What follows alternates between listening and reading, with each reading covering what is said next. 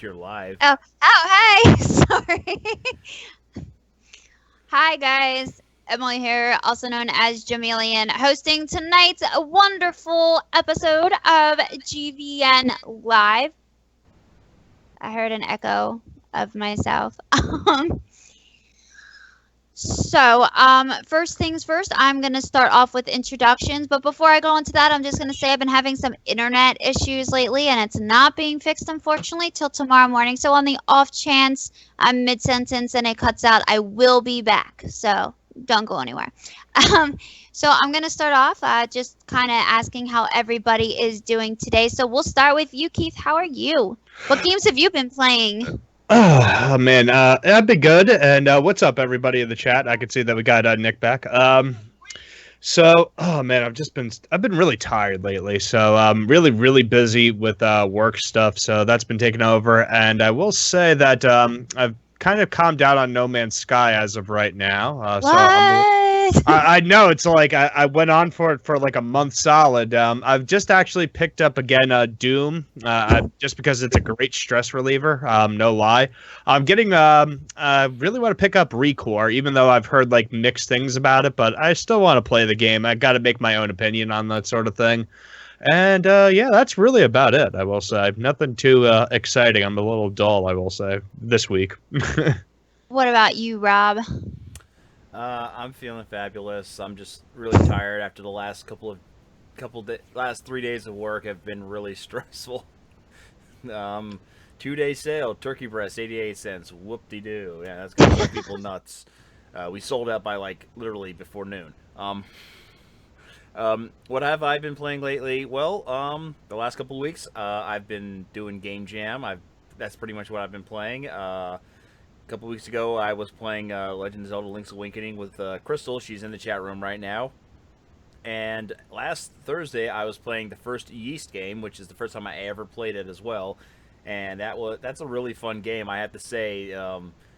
For a game that doesn't have an attack button, I mean, it's kind of wacky, just running into things just to do damage. Um, and then I got another game jam coming up this Thursday, and that's going to be Halloween themed to kick off the last 2 weeks of the month. Um, Nice.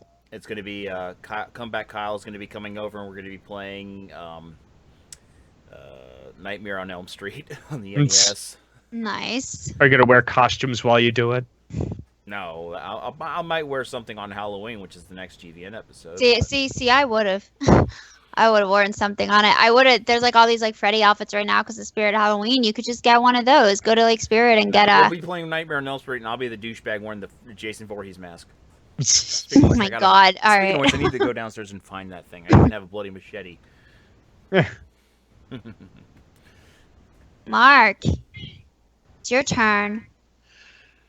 Well, hi everybody. Hi Nick, hi Crystal, and pardon me for starting off my introduction with some profanity, but my day would be a whole lot better if I didn't lose a fucking hour and a half long podcast recording.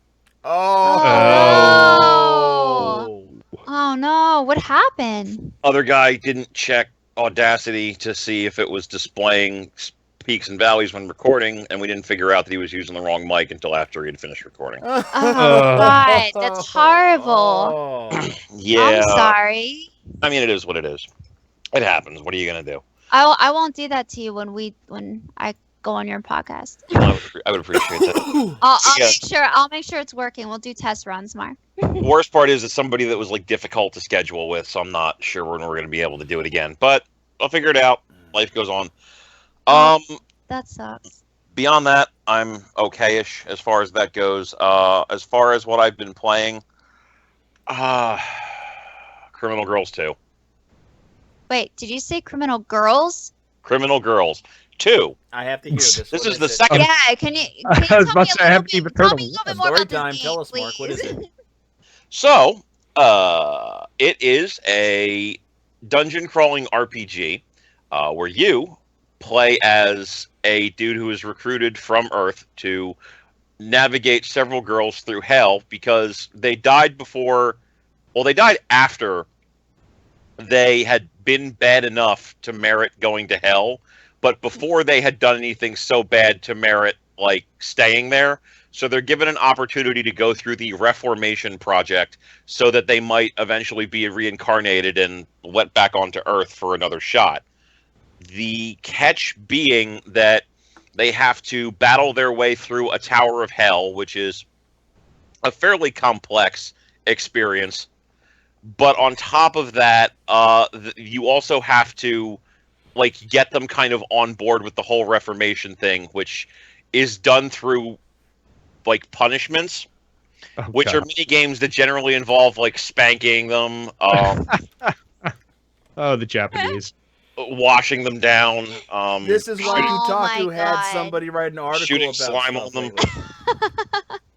Yeah, and here's the thing, right?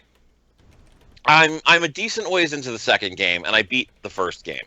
The only reason I played the first game was because it was a review copy, but honestly, it's one of those kind of games where if you can look past the fact that it's half-naked teenage girls being spanked and fucking and massaged and all this other weird. No, that's not perverted at all. Yeah. No, I mean, if you can look past all of that, astonishingly enough, the game is really well written. Really well written. And I have no fucking clue why that would even be a thing you would focus on when your game is going to be sold based on, slapping to booty and whatever the fuck. But oh my gosh. Maybe Mark. they have their the principles. narrative is astonishingly good. There's no other way I can express it. I'm good. I don't know if I'm gonna play Criminal Girls. I would I'm not sure that's my would type of absolutely game. not recommend that game to anybody. Not specifically because of the fetishistic aspects of it, but also because the game kind of works off of a weird mechanic where when you get into battle, each of the 4 girls will suggest an attack they want to perform, Oh and you have God. to pick Oh one. my God, I can. So see it what kind you're of works doing off right of now. a bit of RNG. I enjoy the game for what it is, but it's hard to really recommend. is the alternative title to this Donald Trump in Hell? But No, because it's actually a consensual thing in this case. Oh. Wow. snap. All right. I'm not against any Okay, well, you know what? Never mind. Let's say no politics, please. Yeah, there's No, I was actually gonna bring up God of War Oh. and Interesting. Kratos. I was gonna say I'm not necessarily against the whole, he was talking about spanking them and things. I'm not necessarily against the sexual theme in video games, because you should see me with God of War. Because if you play God of War, Kratos. There's always that one part of the game where he comes across the female, where he comes across then a lady, and then he comes across the lady. Okay, well, I'm trying to be a little discreet about it. Really, Mark? That is why I said. He was thinking it. We were all thinking it. He just said it. It's awesome. No filter. Regardless, you should see me when I play it, because I'm just because then if you push the wrong button, they're I expected better of you, Kratos, and I'm like, come on, man, I'm this big beefy guy. Are you serious?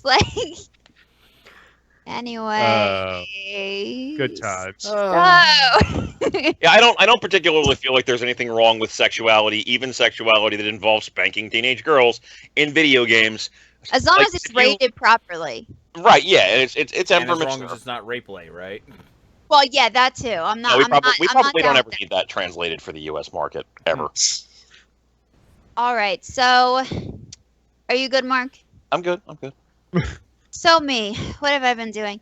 I've been playing a lot of Pokemon Go recently. You're still playing Really? that? The I rest of am the world still dropped playing that 2 weeks Pokemon after Go. it came Shut out. up. I am actually still playing Pokemon Go, especially because of the buddy system. So at first Squirtle was my buddy, and now recently Magikarp became my buddy, because every 1 km you walk, you get a candy, and I really want Gyarados. I also pre-ordered Pokemon Moon this past weekend, so Nice. I'll be getting that next month. And I recently got back into Hearthstone, so I've been playing that again and trying not to let it take all my money. And How's that going? Yeah. It's going okay so far. I've been practicing restraint because I had to practice restraint with Pokemon Go and spending money too. And then I'm still playing King of Fighters. I heard a rumor that Oro also might be definitely on the list for the season 2 DLC characters in 2017. And if that's so, I might have to revisit Street Fighter 5. But right now, fighting game wise, I'm more focused on King of Fighters. Still playing that. I think I finally officially have a team, Oh, Nice.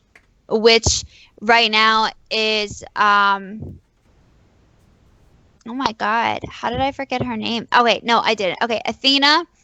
How could you forget Athena? My it just slipped my brain for 1 second. Okay, it was like 1 second. It's okay, Rob. No, Athena. It's Athena, Mai, and Leona, in that order. not a bad team. No, those are the characters I find on the best set. There's a few other ones I want to try to put in there, and I wasn't even sure about Athena. I actually didn't want to play Athena at first, but my boyfriend Mike, he was just like, just try Athena. You might like her, and I'm like, wow. It's like I'm actually surprisingly good with her. I'm gonna stick with Athena. So that is a team I'm going with right now. But I'm still really digging King of Fighters actually. So, that being said, I'm also working a lot because a lot of you guys know that I work for Biggie Gaming and we are prepping for NEC, which is coming up really soon. I can't believe how close it's getting. December 16th to 18th at the Valley Forge Casino Hotel. And 54,000 square feet convention center, artist alley, million big things we have planned that we still have to announce, big pop bonuses. It's going to be a really fun time. And that's it. That's really what's going on with me. Not anything crazy. I'm waiting for some new games to come out that haven't come out yet. So I've been saving up for that. I'm also saving up for a PC because I want to, play more. Stream more PC games. I do. I really do. What are they even blaming me about? Like wasn't even looking into chat. No, he's talking about my response to getting on you for forgetting Athena's name. It was by mistake. I had a really long, busy day at work. No, he was defending you. Robert. Oh, he was defending me. I was being the dick. Thank you for defending me. Thank you. I'm sorry. Like I said, it's been a long day. So before we move on to the first topic, I just want, unfortunately, about a week or so ago, we lost a very important member of the FGC, Chris Harris, and I just kind of want to have a moment of silence for him right now.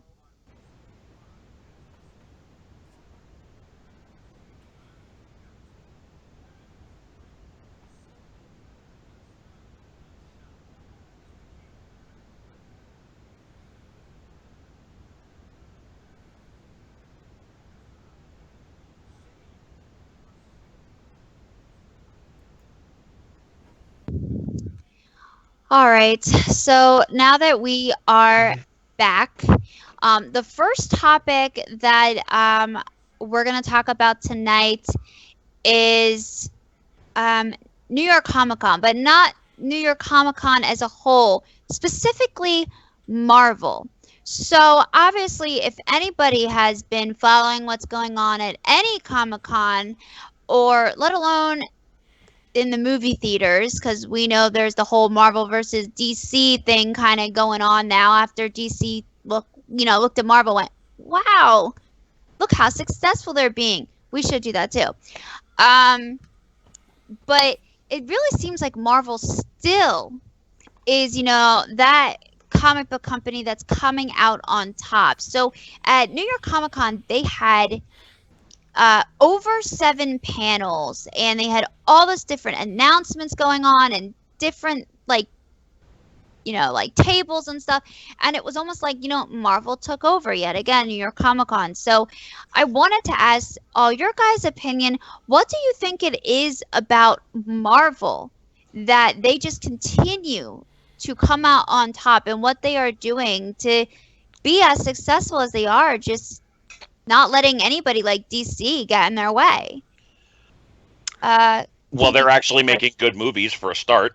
I was gonna say, well, there's one word that can be associated with this, and it just solves everything. And I do have a little Hearthstone. Speaking of Hearthstone, but anyway, it's Disney. I think that's what it is, honestly, because they are coming out with really good movies. They are coming out with a lot of good, they take very, very good care of their franchises, really is what it boils down to, is they love the mythology, they love the story about it, and that's what really I think is driving that. And it's coming out in a lot of video games too now. Like, if anything, you had Disney Infinity, which had all the Marvel characters that you could have into it, so it's all like, oh wow, I could finally fight, Luke Skywalker against Groot. Like, who would have thought about that? So it's awesome if you really think about the whole Marvel taking over. And DC actually has been making some good stuff, but the whole thing is that they're completely on the down low. They make bad decisions in life. They're kind of like I'm gonna have to step in here and play devil's advocate.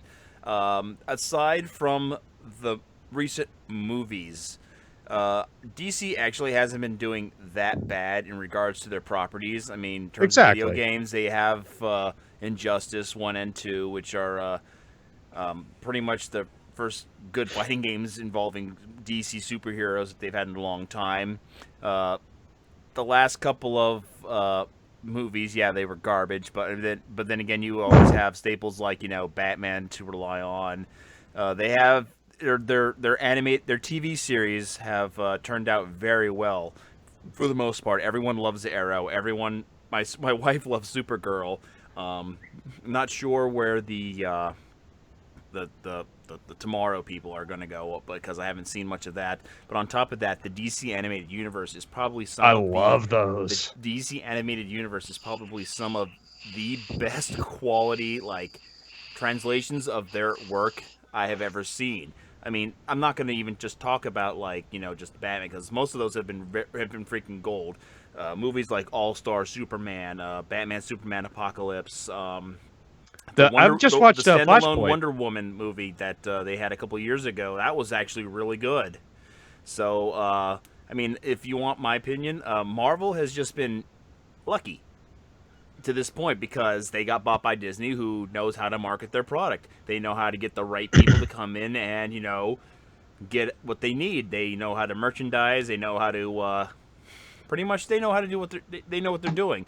But up until, let's see, what was it, 6-7 years ago, after the first Iron Man, Marvel movies sucked.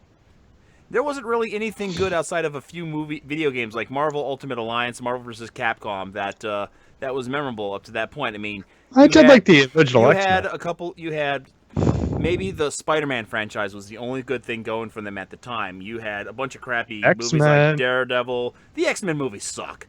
Outside of X-Men 2, they all sucked. Fox does not know how to use their characters. Okay? Are you saying every single X-Men movie sucked? Is that what you're saying right now? I said I don't know if I agree with that. I said 2 was good, but they've sucked. The Fantastic Four movies all sucked. Definitely. Okay? If it wasn't for Disney stepping in and buying Marvel, we wouldn't have any good ones. We got lucky that Josh Whedon did Guardians of the Universe. If Galaxy. he didn't do that, Holy shit! No. One. Joss Whedon did the Avengers. Oh. 2. Oh, okay, I screwed that up. Yes. Gunn did Guardians of the Galaxy. I don't remember his first name, but he's the guy who directed Slither. I did not see that. He is awesome. Slither was really good.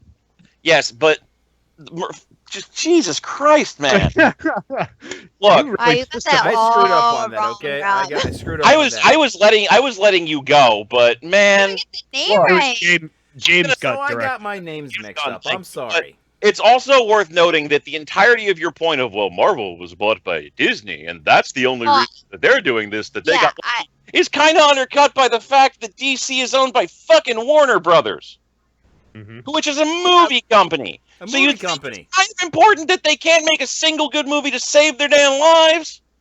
It's a good point. Yeah, I said it straight up. Their movies suck. Well, see, before... the Batman franchise is something they can fall back on. Look, the Batman trilogy that they made is good, But that's a good series that has Batman in it. It's not a good series of Batman movies. Christopher Nolan basically made Heat and put Batman in it, and that's why that movie made all the fucking money. That movie was good because Christopher Nolan just put Batman into an already good film. Right. Well, before I let you finish, Mark, I do want to comment on one thing, Keith. You were talking about the fact that Disney had Disney Infinity and the fact that, they were really successful with that. Well, including Marvel characters in. And like the problem with that is Disney was not successful with Disney Infinity. In fact, they were so not successful that they actually stopped producing video games. Mm-hmm. They said, we're done and we'll just license out our characters from now on, and work out deals. Yeah, once they bought the Marvel license, they tried to insert them thinking that it was going to suddenly, increase profits, their profit share, in a market that's already dominated by Skylanders. Well, what is it possible and also Amiibos? Well, yeah, Amiibos to some degree. Is it possible then to say that really it's not necessarily that Marvel dominates in everything so much as they're really just dominating in merchandise and movies and comics? Oh, yeah, I would say so. As their main point. I would argue that from the comic perspective, it fluctuates depending upon the storylines that are going on at the moment. Yeah, I mean, DC does have the New 52 right now, which is really successful. Yeah, and to certain degrees. But it's like the ones I've read have been nice.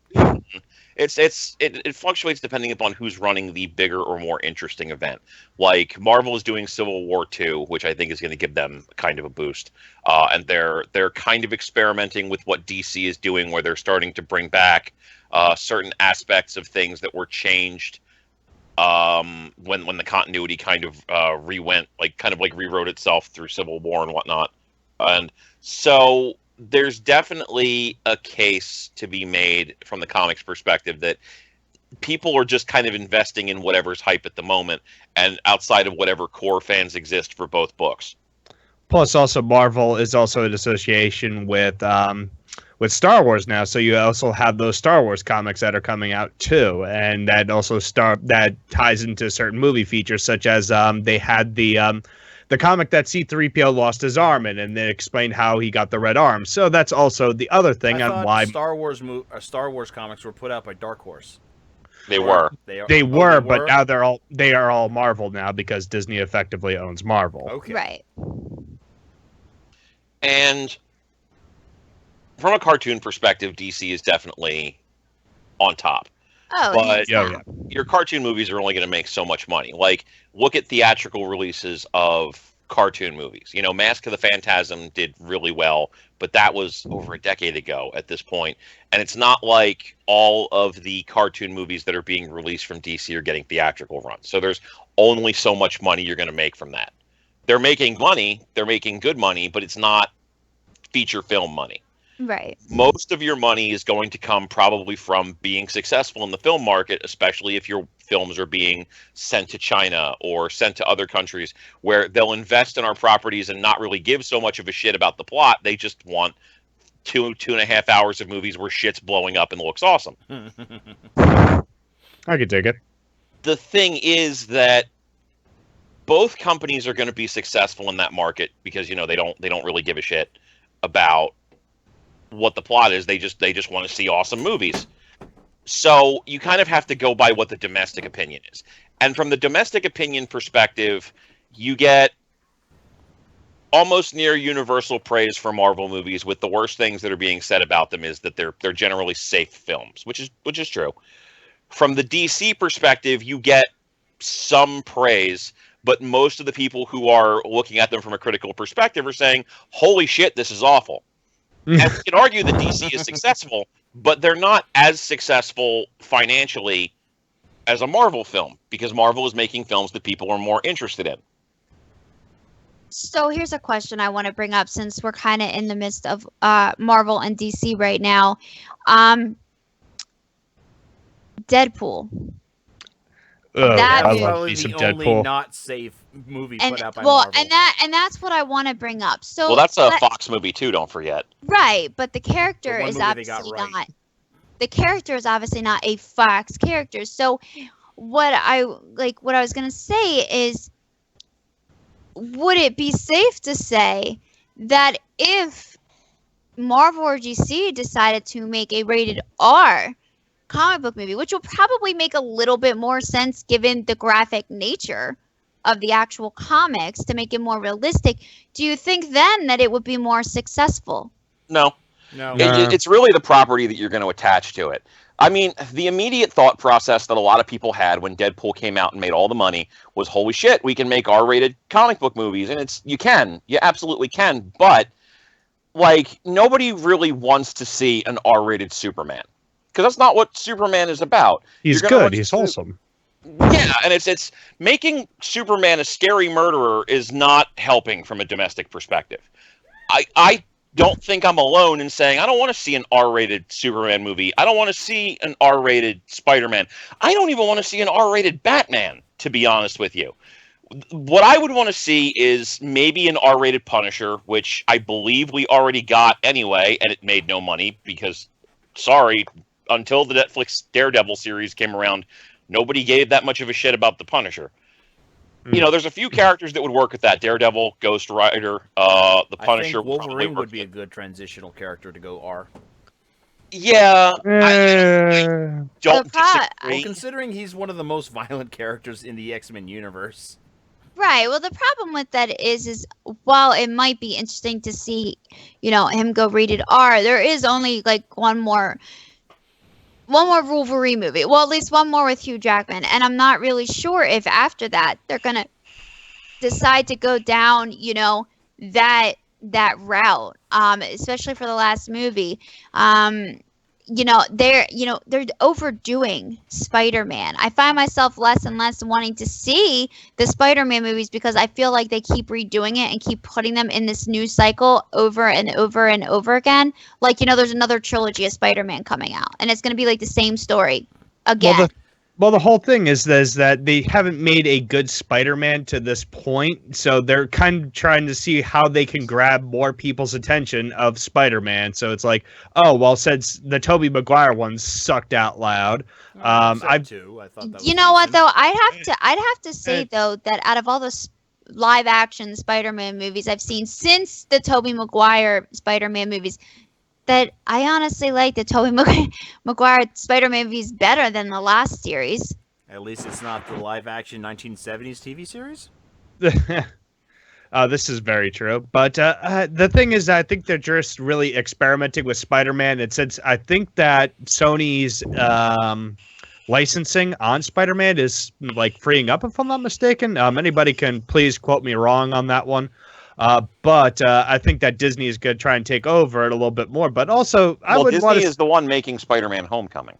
Oh, so they are making... Okay, so yeah, they're completely skipping, by all indications, the origin story. They're just going into, look, there's been 2 movies about him. You know what his fucking origin is. Let's just stick him in my and get the Oh, but they could do that with every single Batman. Like, I did not see Batman versus Superman, but, like, as soon as I saw, like, oh my god, here we come, like, Batman again, origin story, like, his parents were shot. Who doesn't freaking know this? Like, honestly, everybody knows Batman's parents were killed. Okay, well, here's the thing, though. Do they? So while we do, it doesn't necessarily mean that newer generations aren't aware, or you have that whole section of people that don't actually read the comics and know nothing about what it's about, but they go and see the movies because they like the actual movies. They might not know his origin. So while majority of us who, do pay attention to what's going on in the superhero world do know, they kind of have to take in. I kind of get where they're coming from. They have to take into consideration I don't think they really need to. Hold on. Yes. Hold on. There's specific things that we know as a part of public consciousness. Like, I don't remember the term for it, but it's pop culture. It's pop culture. Yes. Everybody knows who Batman is. Everybody knows that Batman's parents were murdered, and that's why he became Batman. Everybody knows who Spider-Man is.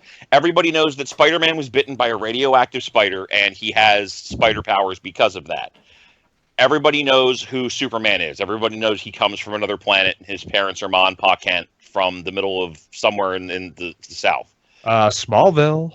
The actual state. The actual state is what I'm talking about. I think. Kansas, there you go.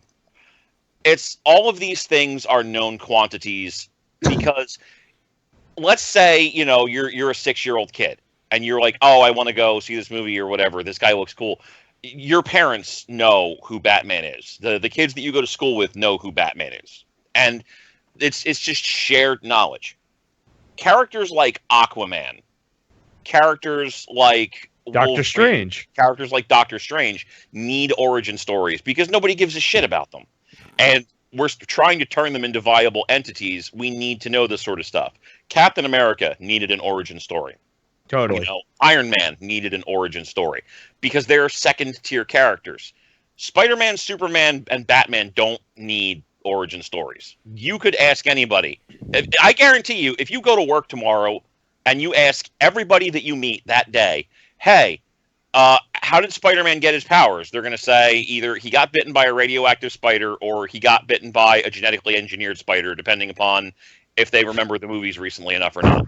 If you ask them, hey, Their what level of happened to Batman's dirtiness. parents? They're going to say they were murdered. Everybody knows it. It's part of our shared Right. consciousness. Right. Okay. I get that part. And I get why.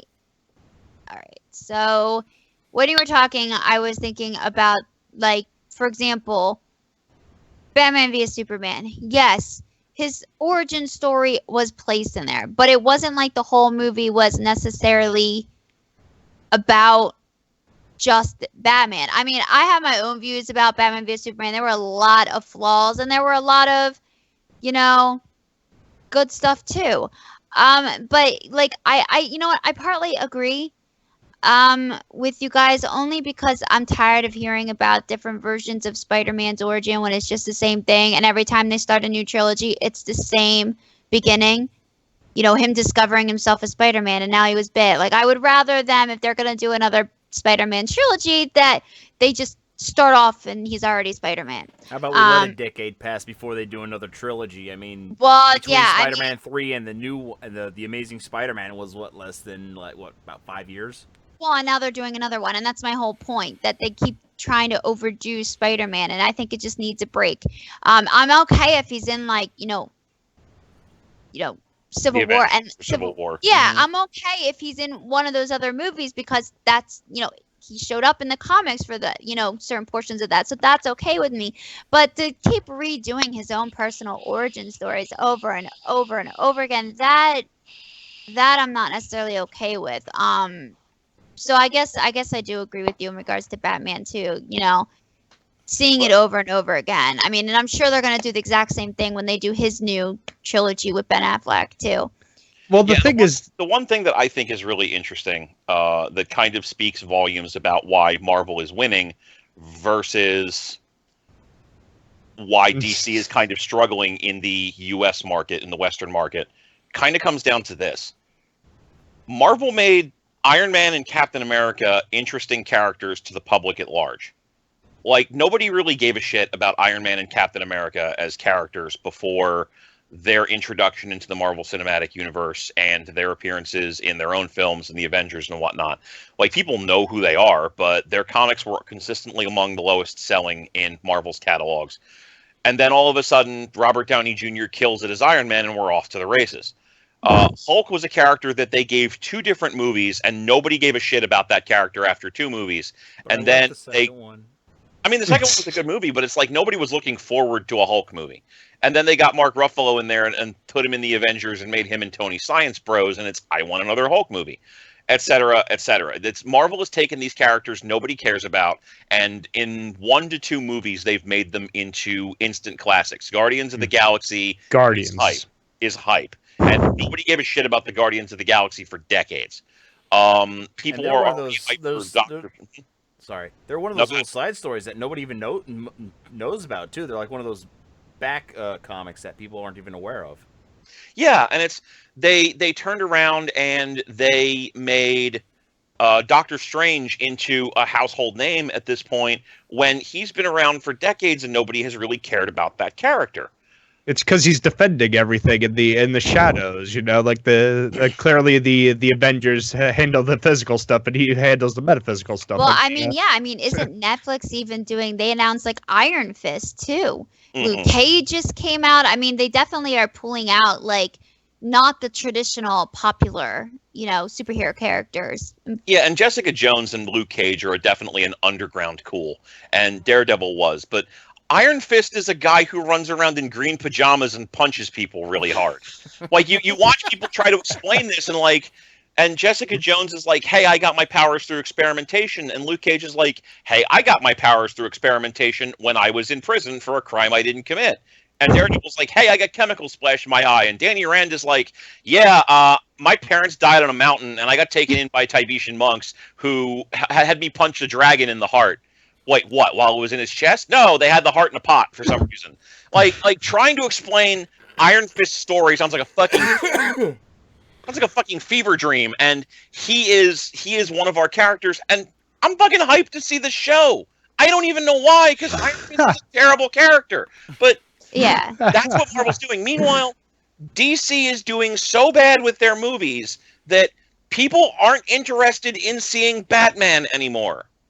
How do you go from a trilogy of Christopher Nolan directed films to Batman? All right, whatever. Because they've done Batman to death.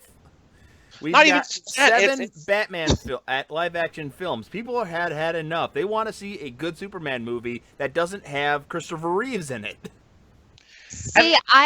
I'm okay with a Superman trilogy. I'm okay with them, like I liked Man of Steel. I'm okay with them finishing it out because they haven't done that in a while. But I agree about Batman and Spider-Man. Like, oh, it's popular, let's keep doing it. But it's like hitting the nail over the head over and over and over again. Like, I get it, And the What? problem, Batman vs. Deathstroke, yeah. But the bigger problem too is that they're not generating interest in any of their characters. Like, okay, the Richard Donner Superman films were fine, but Superman shouldn't be this hard. And the best movie we've had in the past 10 years is the one where he had a kid and lifted an island of kryptonite into space, but didn't die somehow. Okay, that's a thing.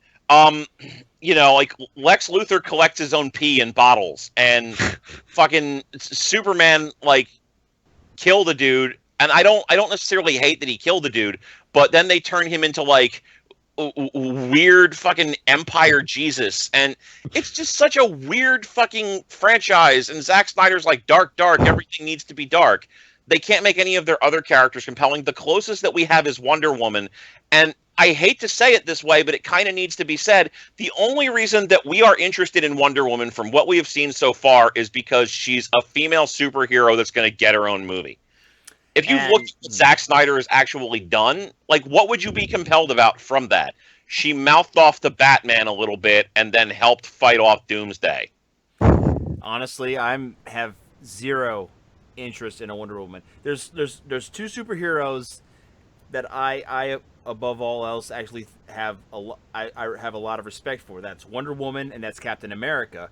And I just have no hope for this Wonder Woman. I mean, it could surprise me like the Captain America movie did. I mean, I was scared to death of how that was going to turn out, considering that they had the old Fantastic Four's the Human Torch playing him, and we all know how the first 2 Fantastic Four movies were. And I'm not a fan of Gal Gadot as an actress. I think when I watched Batman vs. Superman, I was bored to tears. And she did one of 2 things. She either talked and she was boring, or she did that seductive, threatening-looking pose, and that was it. That's all she could do. She was just like... That was it. Well, and I mean... nothing about her is intimidating, and I don't believe her as a character to be Wonder Woman, and it just doesn't instill a lot of, it's just frustrating. Well, I mean, I think a lot of people were unsure about why Gal Gadot was actually picked for Wonder Woman. There were a lot of people like, well, why didn't you pick her or her? They seem to make more sense. I think one of the issues with Batman vs Superman in general is that they didn't focus enough on her, and that's probably I don't want to necessarily say anything bad about her, because what little role she had, she didn't do actually that bad. In fact, I was actually surprised at how well she did do. My only complaint was that she needs a little more muscle on her. I do think she's just a little bit too tiny. But other than that, I think one of the problems is they introduce so many different characters. And I think that was the problem, is like you keep trying to have different storylines at different places, and it just kind of doesn't work necessarily out. So I mean, I am actually interested to see her Wonder Woman movies and see how, the first one does turn out. But I think, we can all agree that, Marvel just has a little bit more of an oomph than DC does right now, because the reality is Marvel movies were more popular before, movie-wise, were more popular before DC came in. It's like, oh look, we can do the same thing. And now you have in 2016 and 2017 and 2018 these like 18-20 movie lineups from each one, like going to war with each other. I kind of feel like the thing, and I feel like we could probably kind of end it on this, because I don't think this particular opinion is going to be too objectionable. Yeah. At the end of the day, what it comes down to is Marvel put in the work. They've been doing this since 2008 with Iron Man. DC kind of started with the new Superman movie, and that was their point where they're like, okay, let's just go make a franchise now. Right. And suddenly we've got Wonder Woman and Batman in this movie with Superman, and then Justice League is going to be Flash, who's appearing brand new in this movie, Aquaman, who's appearing brand new in this movie, Cyborg, who's appearing brand new in this movie. And you can't do that. Marvel has all these characters because they've established them with 1-2 films before putting them all together into a movie. The only characters that they introduced brand new in Avengers were Hawkeye, who didn't really need a lot of depth to get him over. And even then, like, he appeared kind of sort of in Thor and other movies as a background character. And the Hulk, who had technically been around, they just recast him. But they're trying to, in the DC front, get multiple people over in one film, but not giving them enough time to get over. Right. In 5-10 years, maybe DC will be at a point where they have established characters in a universe that works. Right now, you're trying to shove 3-4 movies worth of development into a film, and you're never going to succeed with that. Yeah. No, I definitely agree. So before we move on to our next topic, Pisces, Kansas, do I like Marvel or DC? Well, the reality is I like both of them. I've gotten comics from both franchises, but I've read a lot more comics and I've watched a lot more movies everybody's watched a lot more movies from Marvel, but I would have to say I like Marvel, just a little bit more than I like DC. However, DC's got everybody on Saturday cartoons, because when I was a kid, I watched DC cartoons all the time. Super so Friends. I mean, yeah. So I mean, I honestly, if you want my honest opinion, I think they both have their pros and their cons. I think they both have their strengths and their weaknesses. I pay a little more attention to Marvel, but I do read comics and enjoy DC as well. So I mean, it's hard for me to pick. But I will be realistic about it.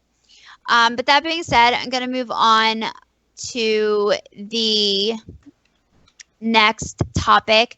So the next topic is one that's honestly not talked about very much, but it's really important.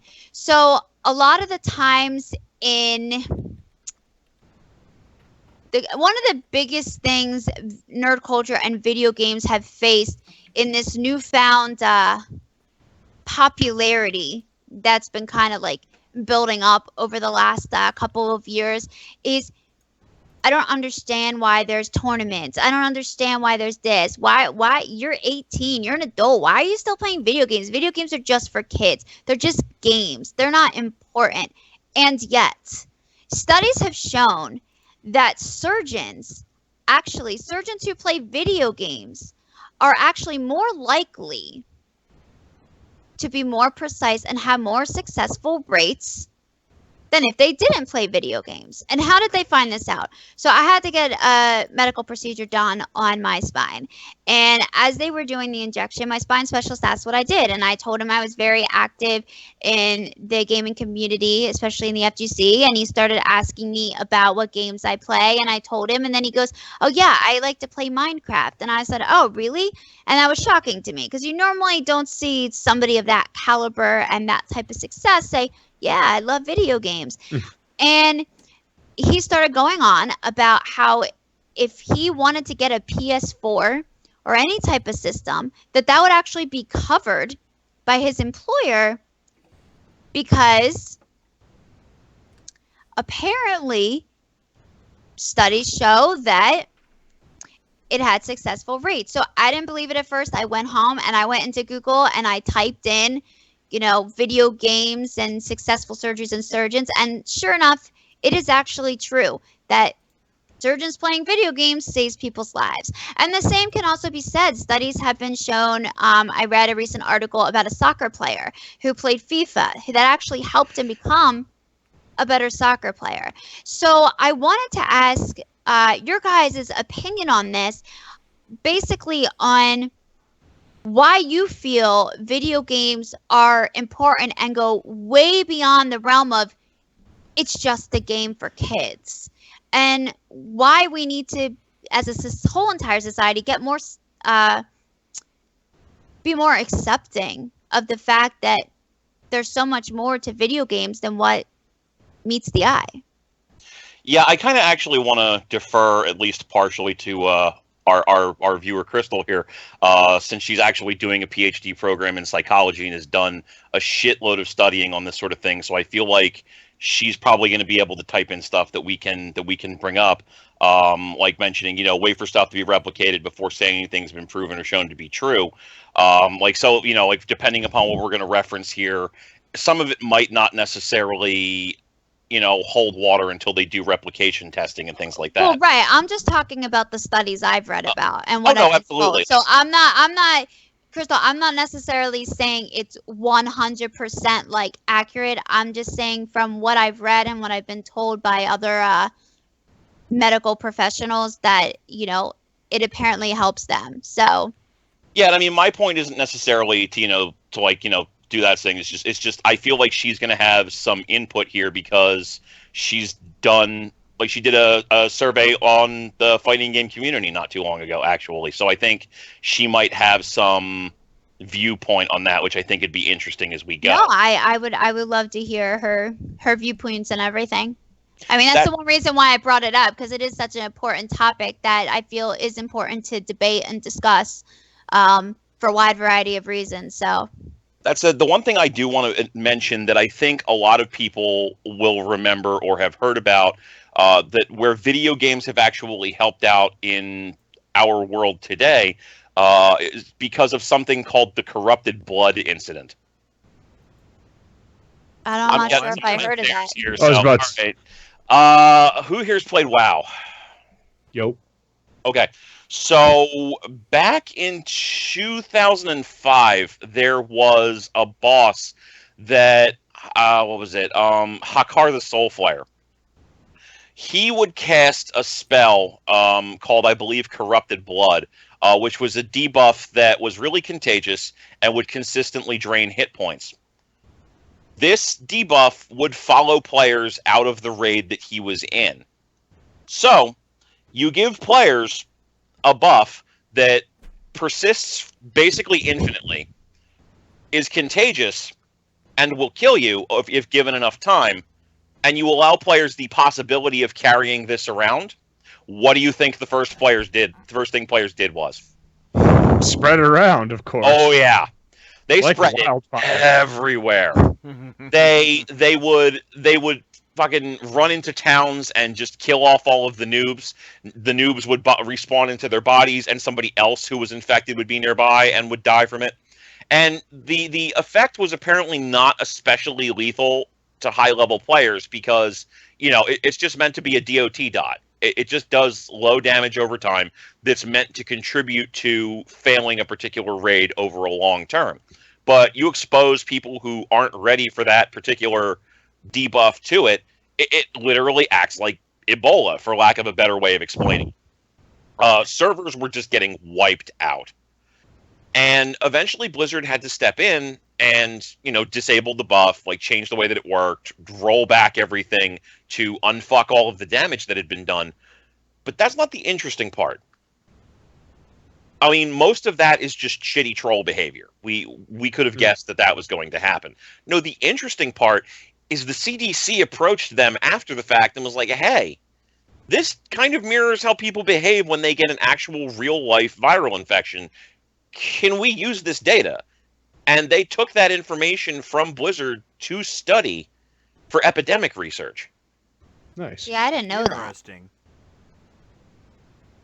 That's interesting. Yeah, I mean, see, all right. So I kind of know where Crystal is coming from. Obviously, there's been a lot more, studies that are either planning to come out in regards to, video games and its effect on mental health status. I will check that out, Mark. Thank you for that link. But at the exact same time, I've debated this a lot. So if you look I know that she had brought up the idea of more aggression and violence. And I've debated this topic before with other people.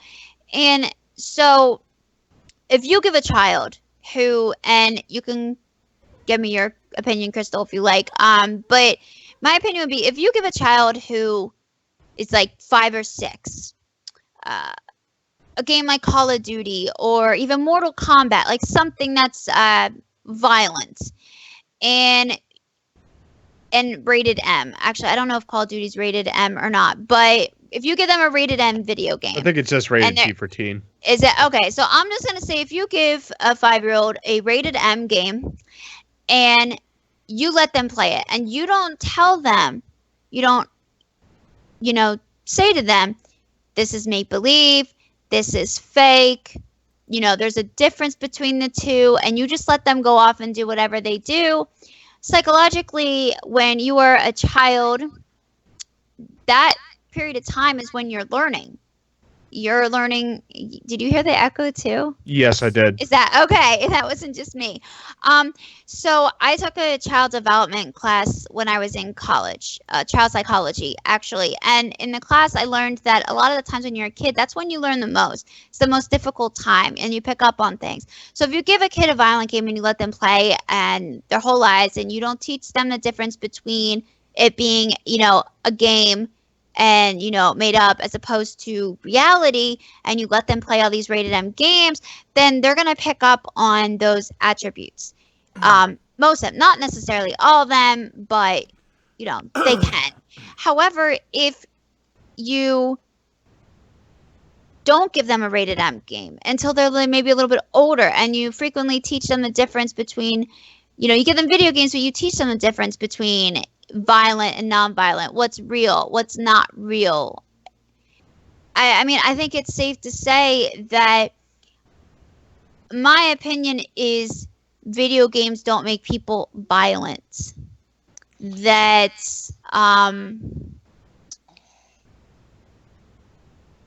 violent people are violent. Do you know what I'm trying to get with this? Like, what I'm trying to say is that it's not necessarily the video game that's making a person violent.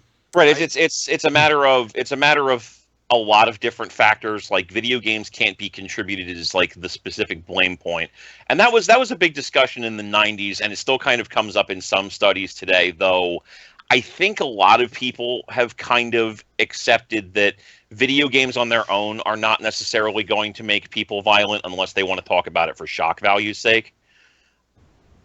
There's a lot going on in that discussion, and right. I think personally I would agree with that, and I think personally a lot of the people that I've talked to would agree with that.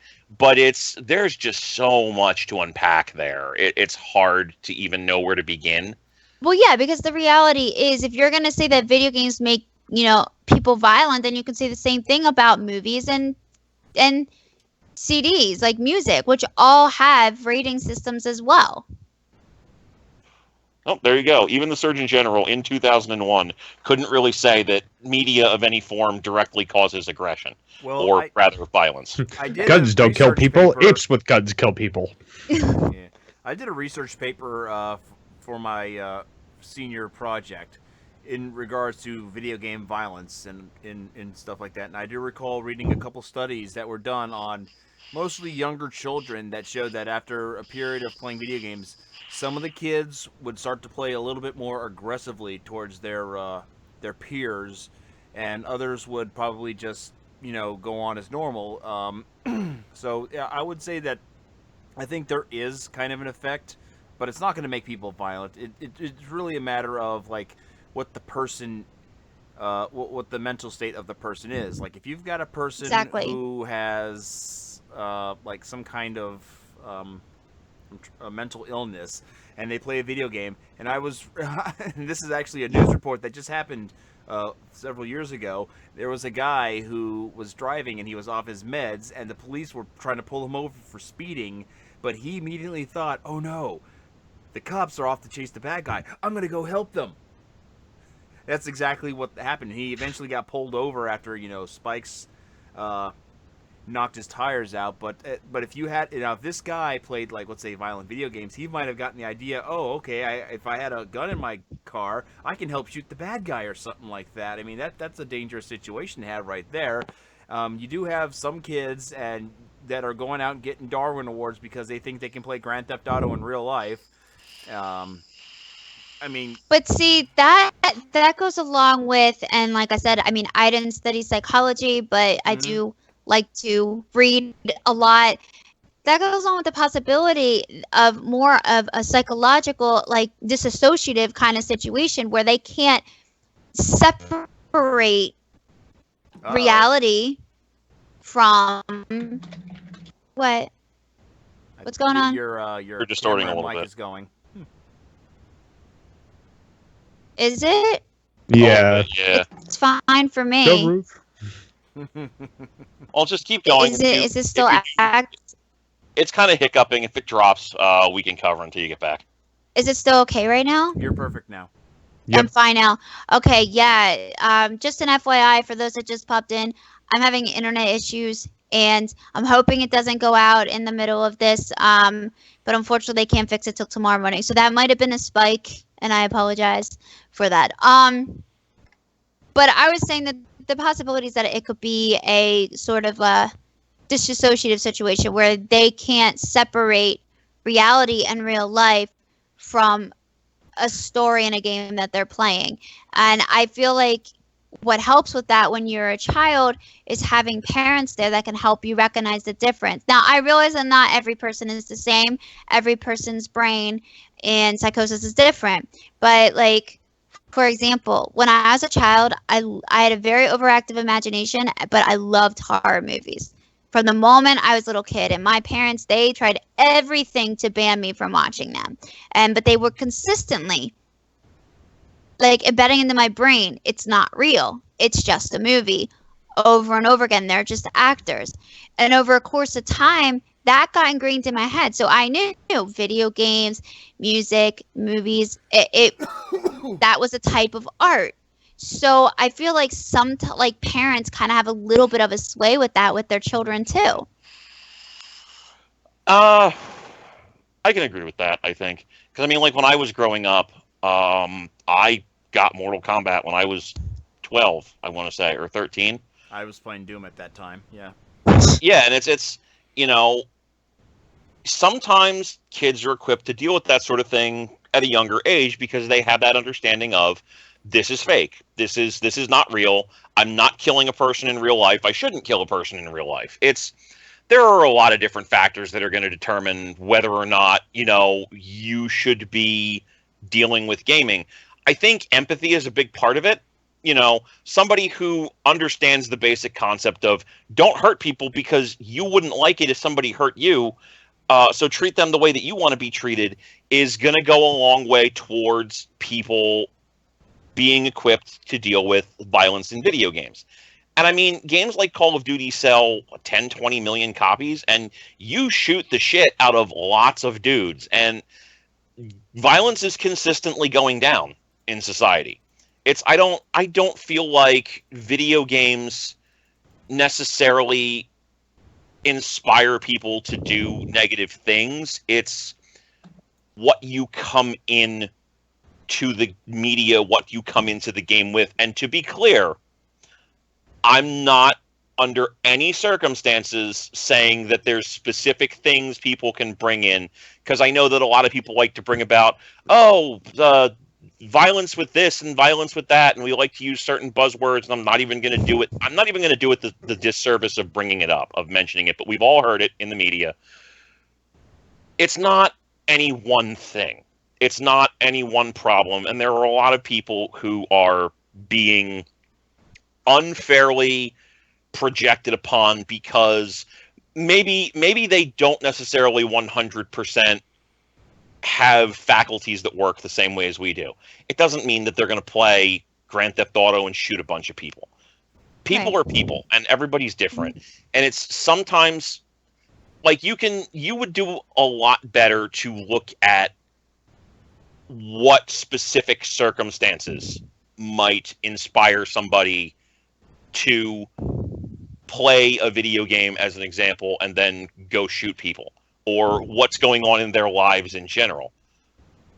There's a lot more to be gained, I think, from acknowledging that these are discussions that exist, but also acknowledging that we've done so much effort to study whether or not these things are true that we're only just now kind of getting to the point where we can study other neat stuff. Like, for example, the fact that we can make actual controllers for handicapped people to allow them to play video games when they couldn't originally. Or the fact that, you know, we're starting to see like studies come out that are showing, you know, video games have benefits not just in hand-eye coordination, but in, you know, how people interact, or, you know, how it can help out other jobs. Like you had mentioned, surgeons can see an improvement in their performance. But I mean, there are other fields that can see improvements in that sort of thing, and you can learn certain skills. Like there's the blog that I've been reading consistently, 8 Years in Azeroth, where the guy talks about running a raid guild this whole time, and he learned valuable leadership skills from spending his time running a raid guild in fucking World of Warcraft. That's not nothing, you know? Right. Well, and that's why I brought up the topic in the first place, because I wanted to talk about the actual good things. You know, the things that are actually, you know, video games actually helping, you know, people, helping surgeons become better surgeons, helping athletes become better athletes. Better empathy, like they're saying. I mean, there's so many different aspects of video games and technology right now. And yeah, there are a lot of studies going on. So, I mean, that's why I wanted to bring it up, because there's always so much negativity. You don't really hear anything blow up in the news like, wow, this new recent study shows this. All you hear is this new recent study shows this negative. God damn it, this person. Keith. What? What? Heard that ding. What? I'm gonna go back to talking about what I was talking about, because I have no idea like what just happened. But that's why I wanted to bring it up, because like I said, I lost my train of thought because Mark started cursing at Keith. Thank you very much. I don't even know what I did. I know. I don't know what you did either. But I guess there was a ding. Did your phone go off? Is that you, Mark? There it goes again. Keith? That's definitely not me. It's not me. Keith? Well, I guess it was me, but Is your text messages on your phone a ding? It's not important. no, it's the Facebook Messenger.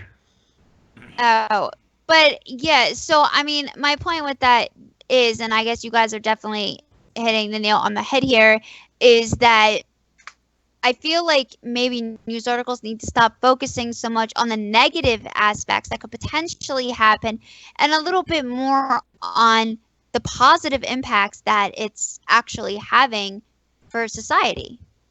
Yeah, and I actually want to shout out something that was mentioned in the chat. Crystal mentioned VR can help with, might be able to help with building empathy as well.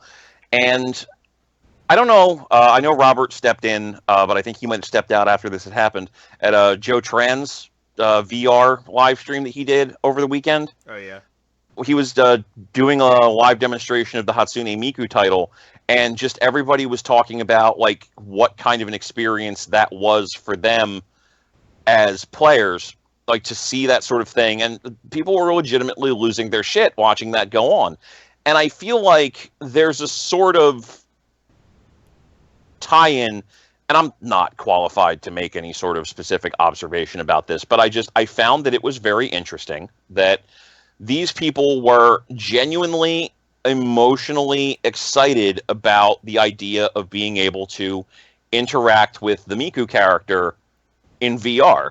And Joe himself had mentioned, it was an emotionally exciting experience for him, just being able to see that up close and personal like that.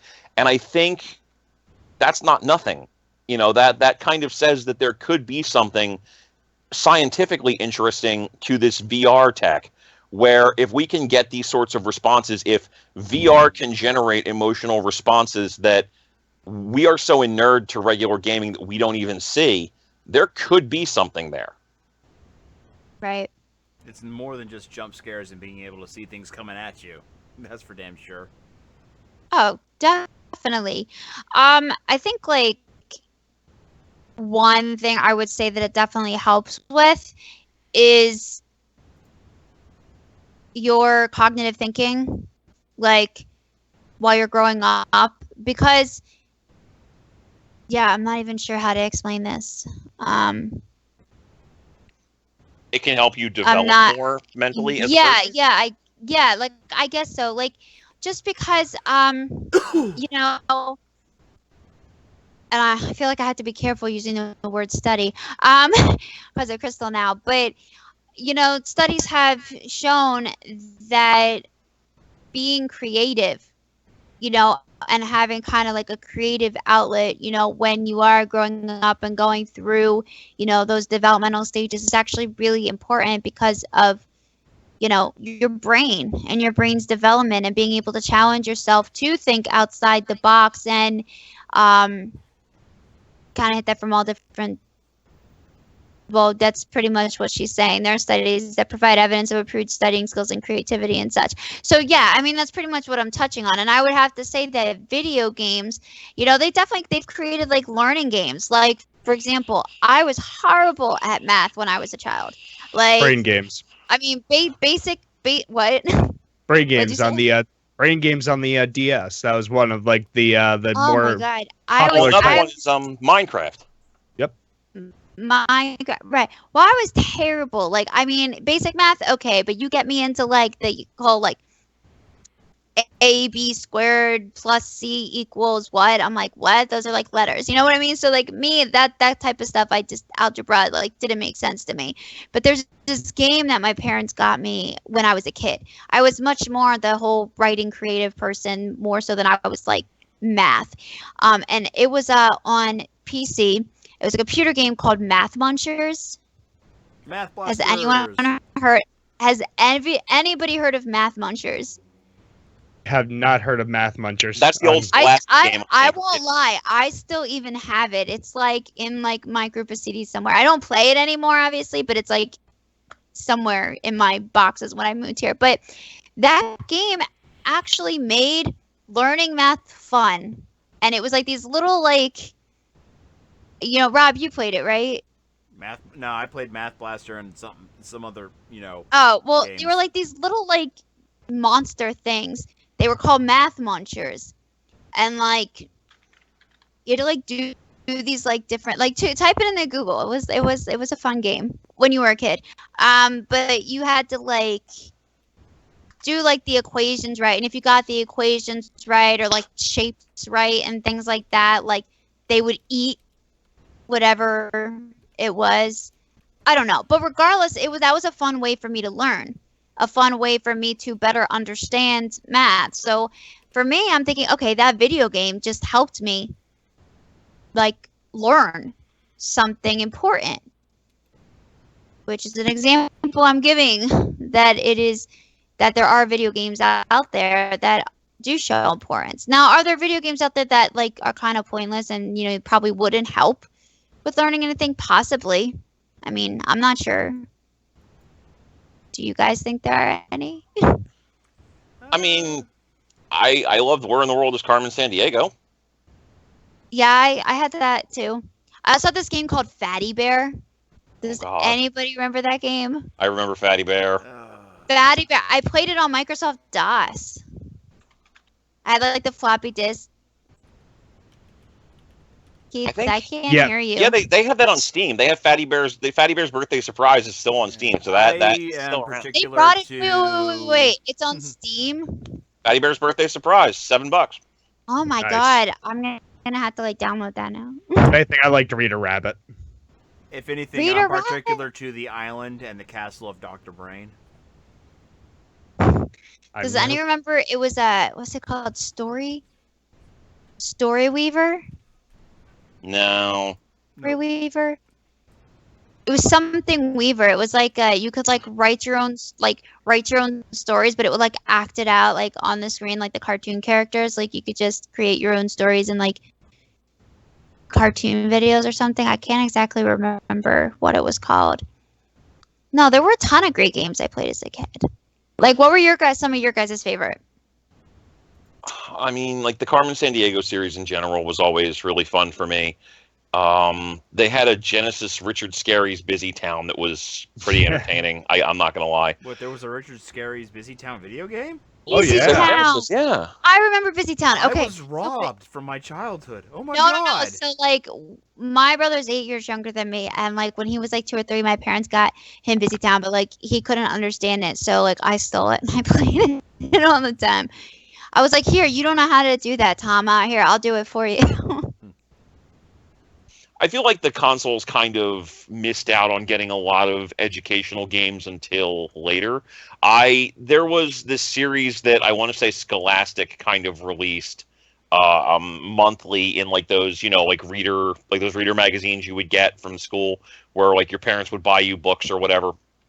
Mhm. Maybe this was just the thing I saw growing up, but they would give I know what magazines. you're talking about, Mark. Yeah, they would give you magazines that would have books, and at that time they had like 5 1/4-inch floppy disks with educational games on them, and it would have like various different, really just simple learning games where like, oh, you would have to go through a maze and do whatever, or oh, you would have to go through like an ancient Egyptian display at the museum and figure out how to do certain things, and it would try to teach you information based on that.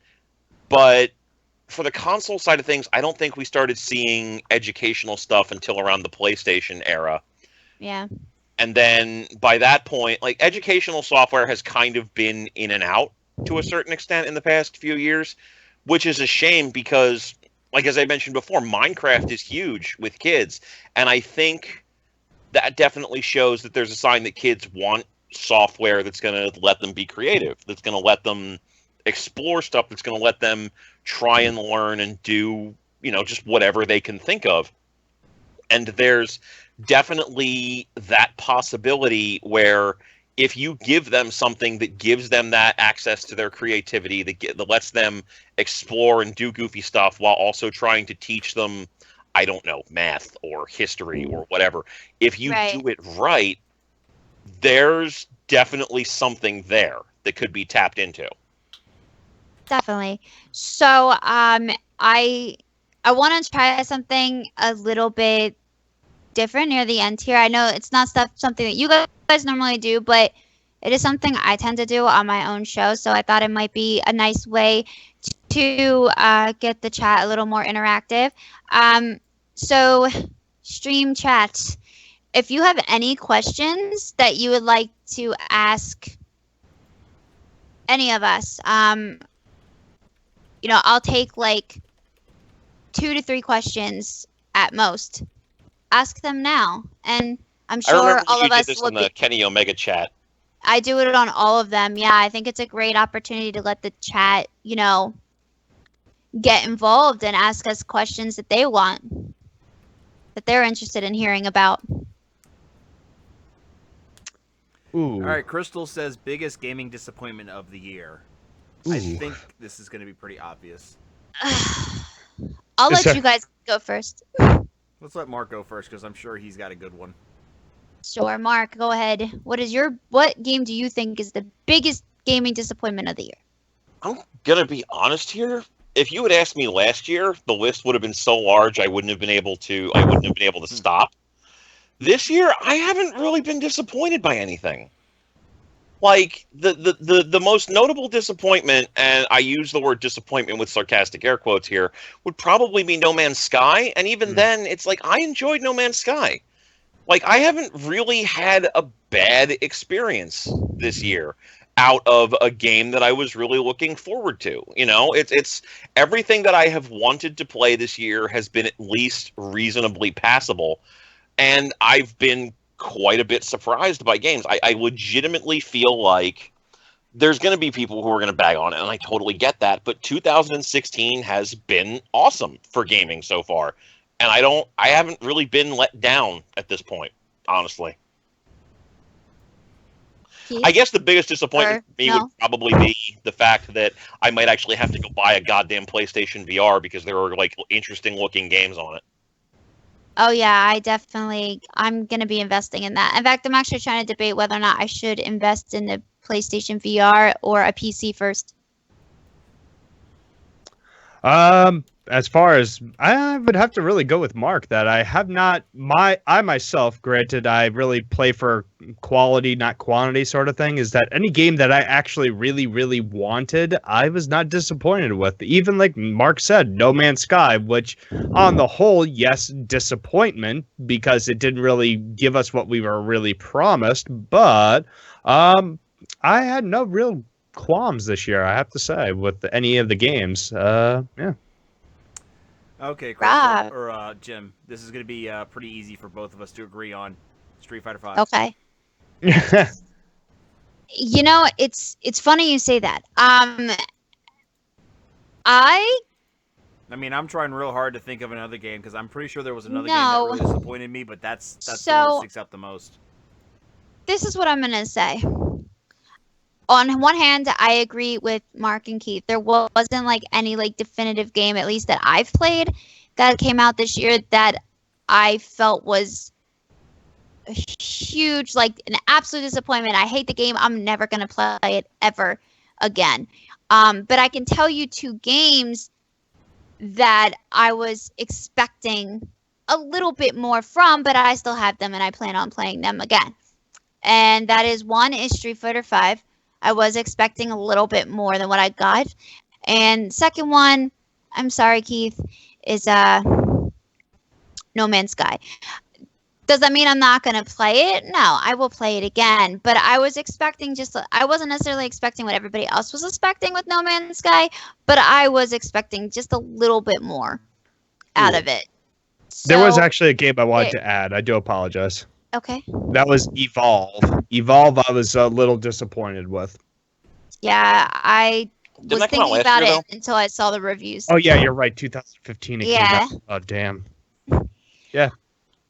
Never retracted. Let's see. All right, Crystal has another question. Crystal- Favorite gaming community you're a part of? FGC. Sorry, I'm a part of the fighting game community, very active in it. So I definitely have to say that the fighting game community is my favorite community. All right. Second favorite is the whole video game community. But you guys? I don't really have any one particular community that I belong to. Like, I mean, I kind of stay on the outside of, like, you know, the Dark Souls community or the Monster Hunter community or what have you. But honestly, for all of the odd problems that have come up in the past few years, I still do overall appreciate the gaming community in a lot of respects. So I, by and large, am pretty happy with them. Okay. Keith? If anything, like Mark said, I really don't belong to any one particular community. I'm kind of like the in-between guy. Like I can go either which way, a samurai, so to say, a samurai for hire. I'll go for any community. It's like you pay me enough, I'll definitely join your community. But anyway, I really don't identify myself as belonging to anything, as more as that I'm just a gamer. I just like playing games. I just like talking games. I just like being in the gaming community on the whole, because this is something that I love. This is something I like doing. I like playing it. It lets me escape for a little bit. I like talking to the people that play with these games. And like, I'll have a conversation with anybody about video games. It's awesome. So that's it. Yes. Rob, did you answer? It's FGC, so. Oh, okay. So Nick, this is the last question. I guess Nick asked, are there any games that took you by surprise so far? Like something that wasn't even on your radar, but now you're all about it. I'm assuming he means 2016. Yeah, I don't know. I have to think about that. Do any of you guys have an answer right now? I would say the one game that caught me off guard a lot is the Project Diva X. I mean, I got into the franchise thanks to Joe about a few months ago by watching him play Project Diva F1 and F2, and I actually really enjoyed it when I picked up F2nd. And these are games that have been out for a couple years already. But Project Diva X came out back at the end of August, and I've been pretty much enjoying that game more so than I think I have anything else this year. Keith? Let me think. For 2016, is that usually any game.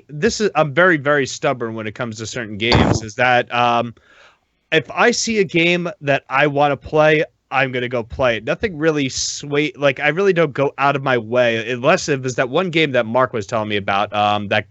It was the God Eater that you were telling me about, Mark. Yeah. I think it was. Yeah. That game. Like I've seen stuff on it, and I'm like, I'm hook, line, and sinker on it. Like I didn't hear about it. I just saw all this amazing, amazing stuff, and I've heard nothing but high praise from it that I would actually go out and play it. But generally, I'm very not closed-minded, but very much so that I see a game that I want, and I'm going to play that, and and I'll do my research on it, and then generally I will make that decision to go buy it before it either releases. I try not to pre-order games anymore because it's a bunch of bullshit, if you ask me. But yeah, generally I just play whatever I feel that I'm going to really, really like. So nothing has really caught me by surprise. Any game that I played is like, I knew this was going to be a good game. But again, the one game that took me by surprise that I never even heard of was the God Eater game. Okay. Mark? Took me by surprise. Because most of the games that I played this year, I kind of knew I was already going to be into. I guess the one game that I was not expecting to like and ended up liking way more than I thought I would is probably going to be Overwatch. Because I really hate team-based shooters. I'm not a big fan of competitive games in general. I'm not a fan of role-based competitive games in particular. But for whatever reason, Overwatch's aesthetics are really, really good, really exciting, really structured, and well put together. And I enjoy it. I enjoy the game a hell of a lot more than I thought I would. And I do want to pick up that last question, actually, because I already have an answer for that in my head. Well, let me answer that last question first because I skipped over myself at the beginning before you do. You're talking about the wrestling games count as fighting games, right, Mark? No, that was Job actually that a can die question in a directed fire. at me, but Oh, yeah. In regards to a game that took me completely by surprise, there wasn't like one particular game that like, whoa, I wasn't expecting it to be that good, but I would have to say King of Fighters actually really surprised me a lot because most people know when the first trailer came out, it was questionable at all whether or not it was going to be good. Like the graphics didn't seem very well. It seems like it was from like a PlayStation game and it had taken a step back and people weren't sure how it was going to turn out. And over the course of like the next couple months, they really just every time they released another video, it was better and it was better. And I got to play the game at several different fighting game tournaments, and it's one of those games that seems so much better in person than it does when you're watching on stream.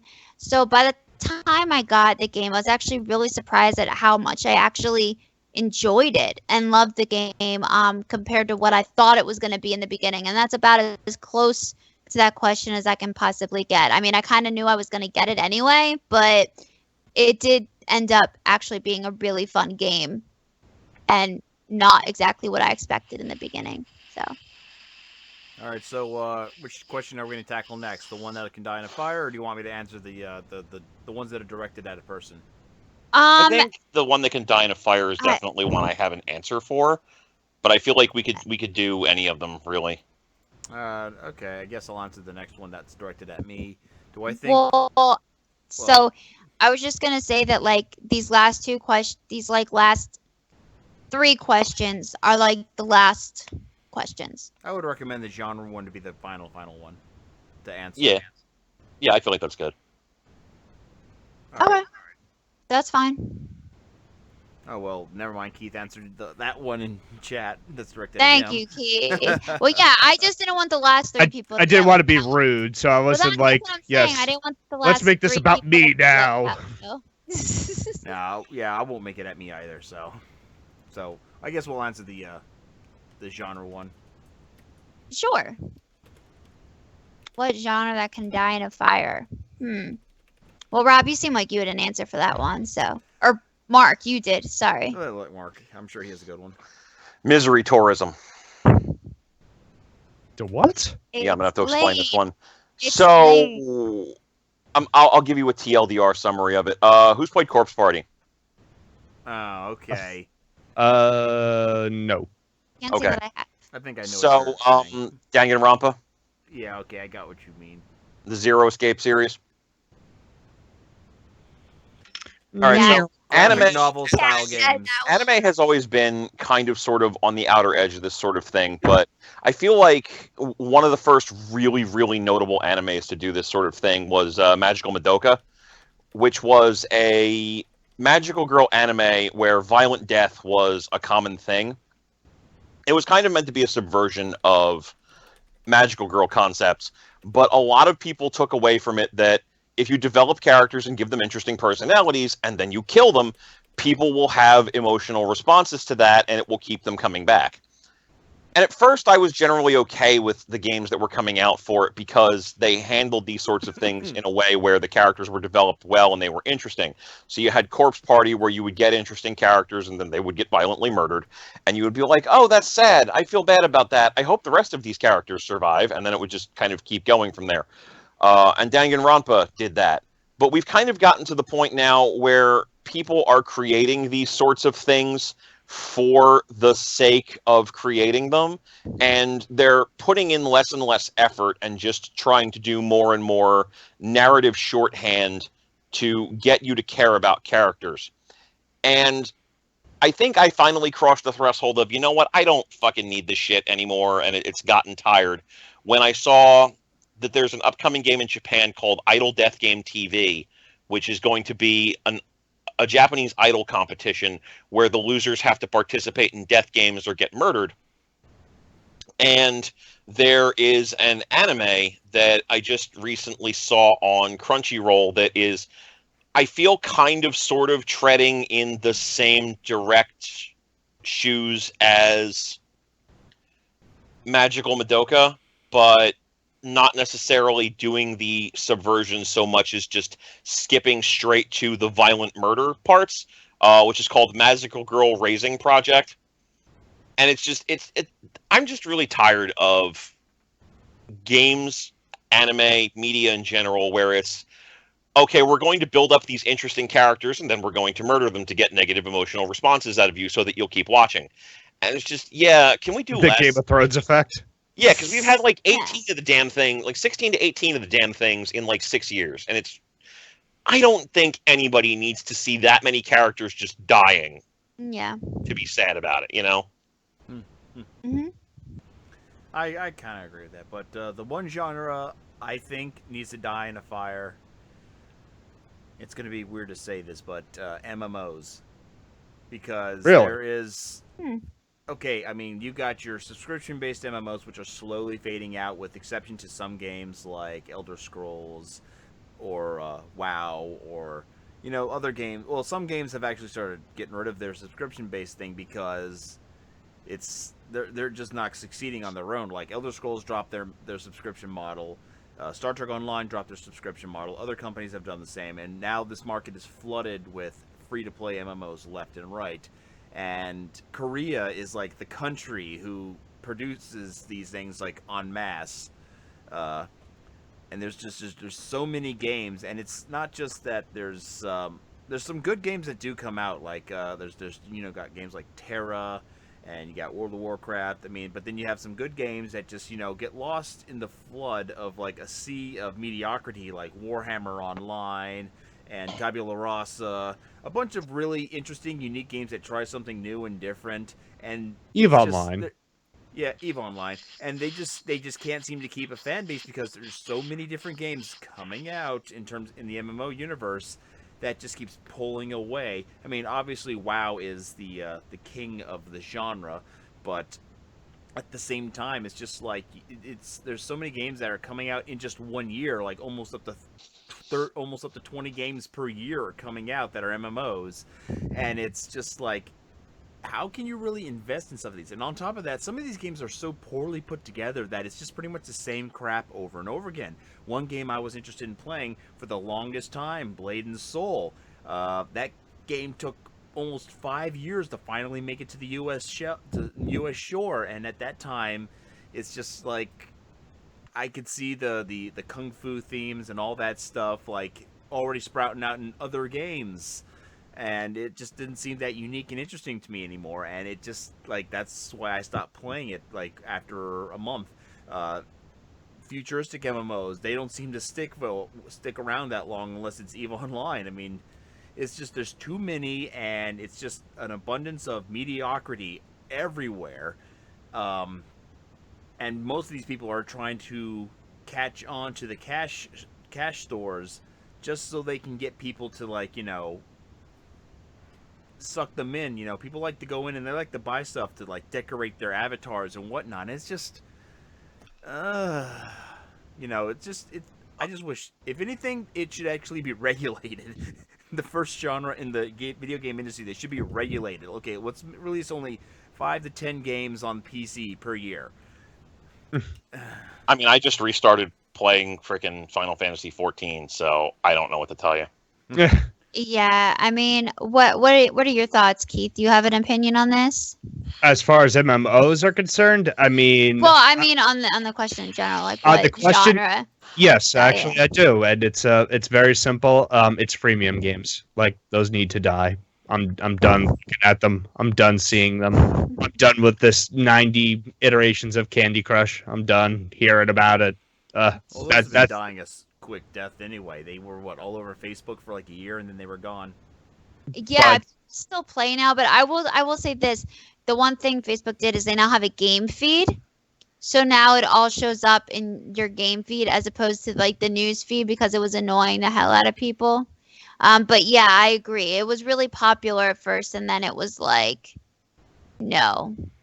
Yeah, please stop inviting me to play your stupid slot machine. If I get another invitation for Candy Crush, no, I don't want to play. Not even so much that, but you can make the same argument for. I'm just trying to think of I wouldn't even say Pokemon Go, because Pokemon Go is something completely different as far as that's concerned. But any of those, like, no, I like Pokemon Go. Like like the Simpsons game, that the one on the iPod and whatnot, that it was like, oh, you get to build the virtual Springfield, but it's like, oh, did you want that building? Oh, you could just pay 99 cents and get 500 coins and all this. Or the Family Guy game. Exactly. Okay, I'm repeating you. Never mind. I'm sorry, Family Guy. Yeah, but those games like that, just that genre just needs to die. Just stop. But unfortunately, people just keep on paying money, and like in South Park, they said it's all like money. But anyway, so that's my opinion on that one. Yeah, I mean, I would, if I had to agree with anything. This question was kind of hard for me, and I wasn't sure how I was going to answer. But if I had to say anything, I'd probably agree with Keith, and what he said. But that is it for tonight. So I just want to say thank you so much to the stream chat for tuning in, and thank you to Rob, of course, for giving me the opportunity to host and pick some topics for tonight.